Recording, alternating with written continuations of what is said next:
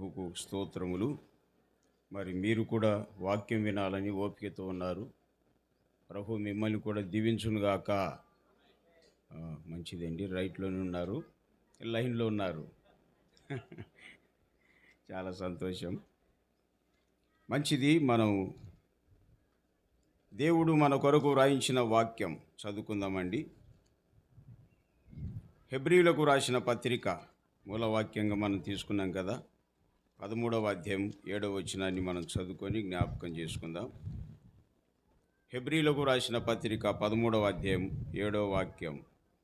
మీకు దేవుని వాక్యం బోధించి మీ పైన నాయకులుగా ఉన్న వారిని జ్ఞాపకం చేసుకొని వారి ప్రవర్తన ఫలమును శ్రద్ధగా తలంచుకొనుచు వారి విశ్వాసమును అనుసరించుడి. దేవుని ఆత్మ సహాయం కోసం నేను కూడా ప్రార్థన చేస్తాను. ప్రేమగల ప్రభువా, మీకు స్తోత్రములు. మీరు వ్రాయించిన వాక్యం మేము చదువుకున్నాం. ఎందు నిమిత్తము ఈ వాక్యం మా కొరకు వ్రాయించారు, ఆ మీ ఉద్దేశాన్ని మేము గ్రహించిన వారమై మెలుకోగలిగి నడుచుకోవడానికి సహాయం చేయమని మహిమ ఘనత ప్రభువా మీకే ఆరోపిస్తూ మా రక్షకుడైన యేసుక్రీస్తు ప్రభువు నామమున స్తోత్రములు చెల్లించి ప్రార్థన చేయుచున్నాము తండ్రి, ఆమేన్. సహోదరులారా, మనం చదువుకున్న వాక్య భాగము హెబ్రీయులకు రాసిన పత్రిక 13వ అధ్యాయం 7వ వచనాన్ని మనం చదువుకున్నాం. ఈ పత్రికను అపోస్తుడైన పౌలు రాశాడని చెప్పి హెడ్లైన్లో మనం చూస్తున్నాం ప్రియులారా. మరి ఆయన కాదని రకరకాలైనటువంటి అభిప్రాయాలు ఉన్నాయి. ఏదేమైనా మనకు ఉన్నటువంటిది, అనుగ్రహింపబడినటువంటి దాన్ని మాత్రమే మనం మాట్లాడడానికి వీలుంటుంది అన్నమాట. అవును, అపోస్తుడైన పౌలు హెబ్రీయులకు రాసిన పత్రికలో 13వ అధ్యాయం 7వ వాక్యాన్ని మనం చదువుకున్నాం. మరి వ్రాసినటువంటి వ్యక్తి ఏమంటున్నాడంటే, మీకు వాక్యాన్ని బోధించిన వాళ్ళు ఉన్నారు కదా, నాయకులుగా ఉన్నారు కదా, కాబట్టి వారి విశ్వాసాన్ని, వారి ప్రవర్తన ఫలమును తలంచుకోనండి, వాళ్ళని జ్ఞాపకం చేసుకోనండి, వారి తర్వాత వారి ప్రవర్తన ఫలం తలంచుకోనండి, వారి విశ్వాసాన్ని అనుసరించండి అని ఉన్నాయి. వాస్తవంగా ఎన్ని అంశాలు ఉన్నాయి తెలుసా ఇందులో? ఒకటి బోధ, రెండోది వాళ్ళని జ్ఞాపకం చేసుకోవడం నాయకులను, మూడోది వారి ప్రవర్తన ఫలము, 4 వారి విశ్వాసాన్ని అనుసరించడం. ఇవి కనబడుతున్నాయి చూడండి. మంచిది. ఇంకా అలాగున్న ఒక్కొక్క అంశం మీద మీరు ధ్యానం చేస్తే ఎన్నో విషయాలు తెలుసుకోవడానికి మరియు నడుచుకోవడానికి అవకాశాలు ఉంటాయండి. వాక్యాన్ని వ్రాసినటువంటి వ్యక్తి అపోస్తుడైన పౌలు అని చూస్తున్నాం. ఈ పౌలు జీవిత చరిత్ర చాలా అద్భుతంగా కనబడుతుంది అండి.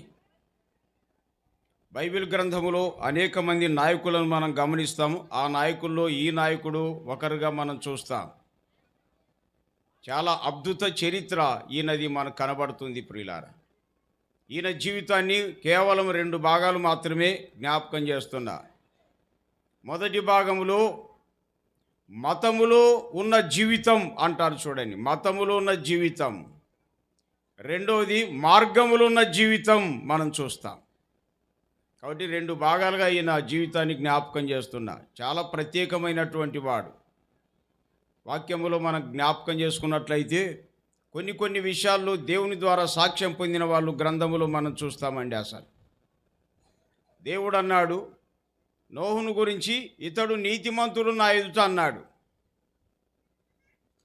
దానియేలు గురించి కూడా నీతిమంతుడు అన్నాడు. 14 హెజ్కేలు గ్రంథములో మనం చూస్తాం. 14 సెక్షన్లో ఆ మాటలు కనబడతాయి.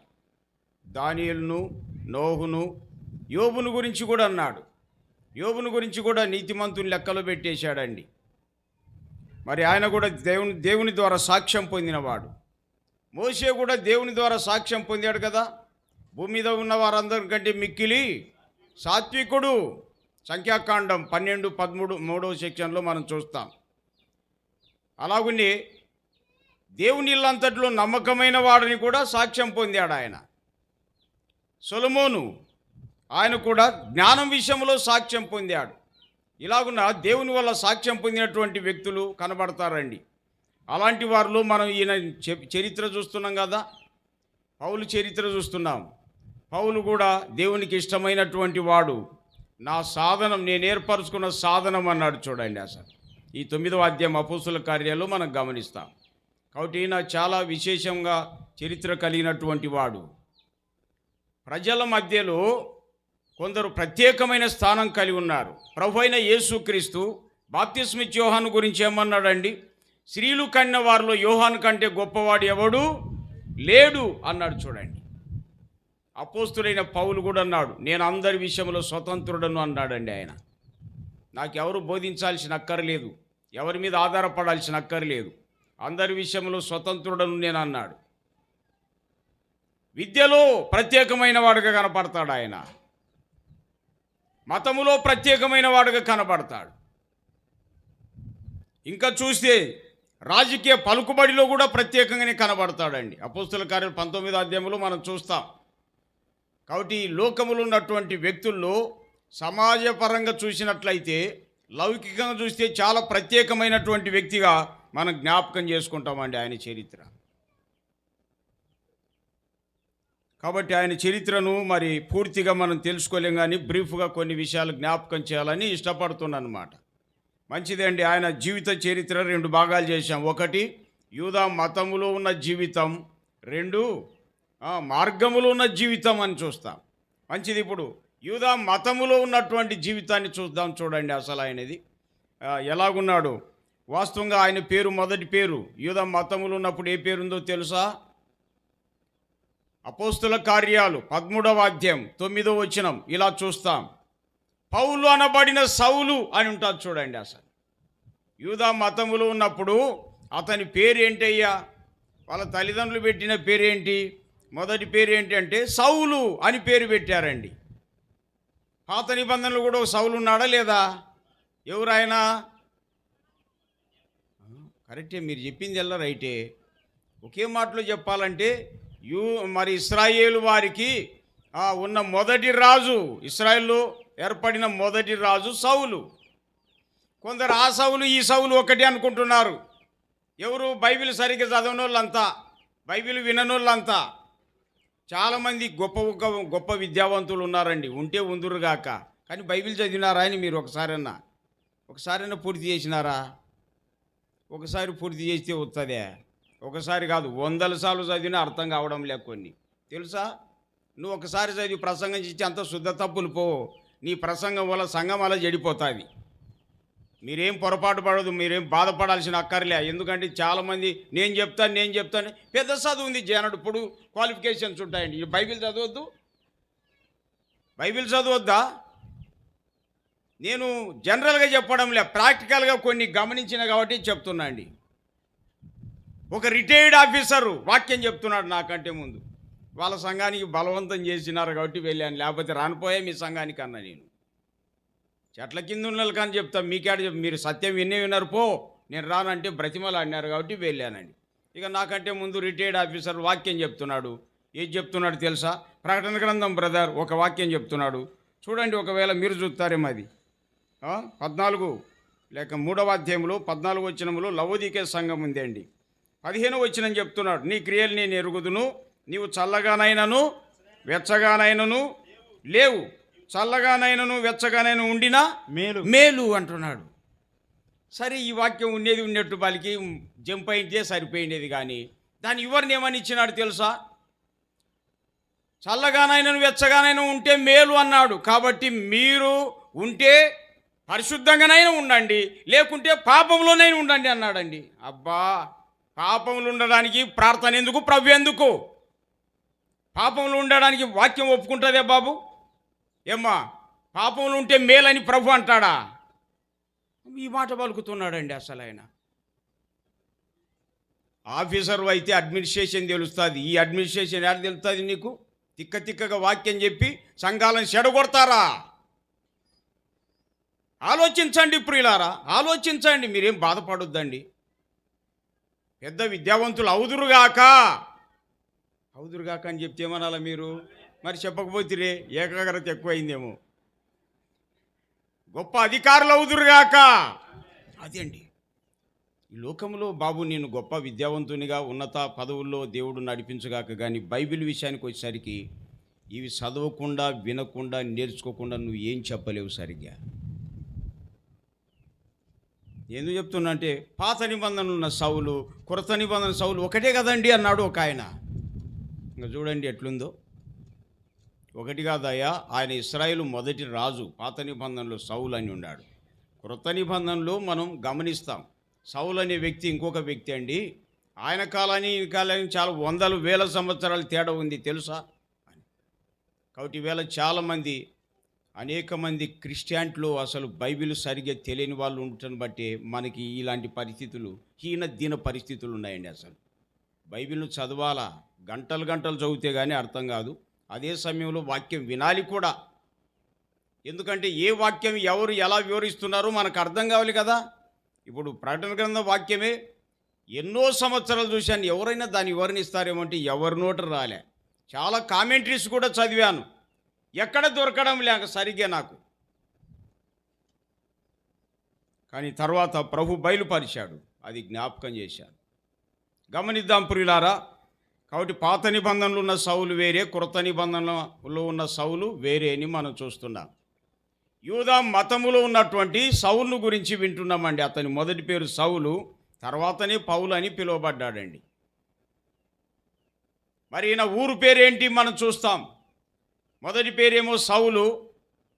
మతం గమనిస్తున్నాం కదా, యూదా మతం చూసాము. అతని మొదటి పేరు సౌలు అని చూస్తున్నాం. తర్వాత ఇతని ఊరు పేరేంటి? ఓకే, 22:3 చూస్తారా? అపోస్తుల కార్యాలు 22:3. అది యూదుడను అన్నాడు. మాత్రమే కాదు, యూదా మతస్థుడు అని కూడా అన్నాడండి. పూర్వం యూదా మతస్థుడై ఉండినప్పుడు అన్నాడు. గలతీ పత్రిక 1:13 సెక్షన్లో మనం చూస్తాం, గలతీ 1:13లో. ఇంకా ఫిలిప్పీ పత్రికలు కూడా 3వ అధ్యాయం 4-5 వచనాలు చూస్తాం. చాలా సందర్భాల్లో చూడగలుగుతామండి. యూదా మతస్థుడు, అతని పేరు సౌలు. అతని ఊరు గురించి మనం చదువుకుంటున్నాం. నేను కిలికేలోని తార్సులో పుట్టిన యూదుడను. కిలికేలో తార్సులో పుట్టాడని చెప్పి చూస్తున్నాం. కిలికే ప్రాంతంలోని తార్సులో పుట్టినటువంటి వాడను. అదే వాక్యము 22వ అధ్యాయం 39 కూడా కనబడుతుంది చూడండి. అపోస్తుల కార్యాలు 21:39. అందుకు పౌలు, నేను కిలికేలోని తార్సు వాడనైనా యూదుడను, ఆ గొప్ప పట్టణపు పౌరుడను అన్నాడు. చూడండి, అది గొప్ప పట్టణం, అక్కడ పుట్టినవాడను, నేను యూదుడను అన్నాడు. చూడండి, ఆ గొప్ప పట్టణపు పౌరుడను అని కూడా చెప్పాడు. ఎంత గొప్పగా చెప్పాడు చూడండి అసలు. కాబట్టి అతని మతము, అతని పేరు, అతని ఊరు, అతని జాతిని కూడా మరి యూదుడను అని అన్నాడు. చూడండి, యూదా మతస్థుడను అని కూడా చెప్పాడు చాలా సందర్భాల్లో. ఇలాంటివి చాలా ఉన్నాయండి చెప్పుకోవడానికి. అతని వంశం మనం చూస్తాం. అతని వంశాన్ని కూడా చూస్తారా దయచేసి? చాలా సందర్భాల్లోనే ఇప్పుడే ఫిలిప్పీ పత్రికలో 3వ అధ్యాయము 4-5 వచనాలు చూస్తాం. అలాగనే కొరింథీ 2వ పత్రికలు కూడా మనం ఆ వాక్యాల్ని మనం జ్ఞాపకం చేసుకుంటాం. కొరింథీ 2వ పత్రికలు కూడా విషయాలు చూస్తాం చూడండి. 22వ వచనం, కొరింథీ 2వ పత్రిక 11:22. వారు హెబ్రీయులా, నేను హెబ్రీయుడనే. వారు ఇశ్రాయేలా, నేను ఇశ్రాయేలు వాడనే. వారు అబ్రహాము సంతానమా, నేను అట్టివాడనే అన్నాడండి. ఇదంతా మతములో ఉన్నటువంటి ఆయన చరిత్రను మనం జ్ఞాపకం చేసుకుంటున్నాం. ఫిలిప్పీ పత్రిక 3వ అధ్యాయంలో కూడా ఏం చెప్పాడు ఆయన? 3వ అధ్యాయంలో 4-5 వచనాలను మనం జ్ఞాపకం చేసుకుంటున్నాం. ఏమని చెప్పాడండి అక్కడ? కావాలనంటే నేను శరీరం ఆస్పదం చేసుకొనవచ్చును అన్నాడు. ఎందుకు? మరి ఎవడైనా శరీరం ఆస్పదం చేసుకొనదలిచినాడలా నేను మరి ఎక్కువగా చేసుకొనవచ్చును అని అంటూ ఏం చెప్పాడు? నేను 8వ దినమున సున్నతి పొంది తిని. 8వ దినం అంటే పుట్టిన 8వ రోజు అని. కాబట్టి ఎవరైనా అక్రమంగా ఏదైనా మాటలు చెప్తూ నా మీద పడుతున్నట్లయితే నేను శరీరాన్ని ఎక్కువగా ఆస్పదం నేను కూడా చేసుకుంటా. ఎవరు అనుకున్నారు? 8వ దినమున సున్నతి పొందిన వాడను మీరు పొందారా అంటున్నాడు అనమాట. ఇంకేమన్నాడు? ఇశ్రాయేలు వంశపు వాడనై, నేను ఇశ్రాయేలు వంశపు వాడను, బెన్యామీను గోత్రములో పుట్టాను, హెబ్రీల సంతానం అన్నాడు. ఇలా చూడండి ఆయన అడ్రస్ ఎలా చెప్తున్నాడు. కాబట్టి యూదా మతములో ఉన్న ఆయన జీవితం విషయాలు మనం ఇక్కడ జ్ఞాపకం చేసుకుంటున్నాం ప్రియులారా.